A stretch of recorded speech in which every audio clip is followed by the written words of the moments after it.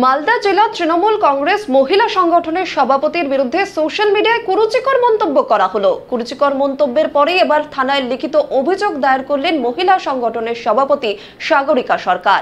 আর এই মন্তব্যের পরেই বিতর্ক সৃষ্টি হয়েছে বিভিন্ন মাধ্যমে।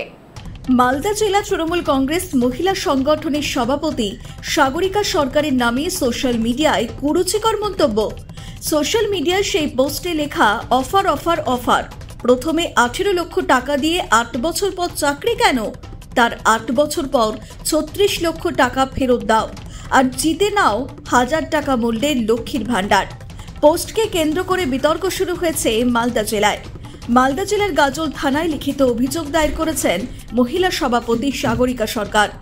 এই দিন উপস্থিত ছিলেন মালদা জেলা তৃণমূল মহিলা কংগ্রেসের জেলার সভানেত্রী সাগরিকা সরকার, গাজল পঞ্চায়েত সমিতির সহসভাপতি শিখা মণ্ডল সরকার, পুরাতন মালদা ব্লক সভানেত্রী অনুসয়া মণ্ডল, গাজল ব্লক সভানেত্রী মিনু সাহা, ইংরেজবাজার টাউন সভানেত্রী অর্পিতা চ্যাটার্জি সহ অন্যান্য নেতৃত্বরা।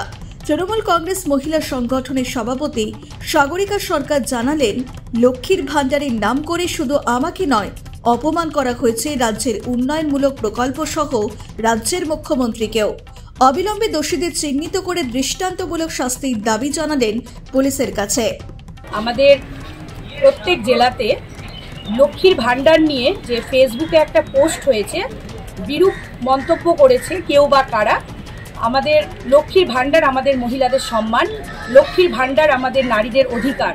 তো সেই লক্ষ্মীর ভাণ্ডার নিয়ে যেভাবে মন্তব্য করেছেন কেউ বা কারা, আমরা চাই যে তারা অতি সত্বর তারা অ্যারেস্ট হোক। আমাদের দিদির নির্দেশ ছিল যে আজকে আমাদের যে কোনো একটা থানাতে গিয়ে, জেলার যে কোনো একটা থানাতে গিয়ে আমাদেরকে অভিযোগ করতে হবে, যাতে যে অপরাধী এই ফেসবুকে পোস্ট করেছে তাকে যাতে অতি সত্বর যাতে অ্যারেস্ট করা হয়।